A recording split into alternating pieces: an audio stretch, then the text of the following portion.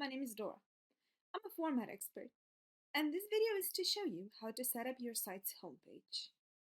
To get started, you will need to go to the Pages editor located here in the left side toolbar, after which you will need to hover over the page title in the Pages editor of the page that you want to set up as your site's homepage. So say I wanted to set up Gallery 1 as my site's homepage. I will hover over the title, then click on the More Options menu over here and simply select the Set as Homepage option. After that, I will see a notice here in the upper right hand corner notifying me that I've successfully set up Gallery 1 as my site's homepage, as well as this home node next to the page's title notifying me of the same thing. And that's it. You're all set up to go.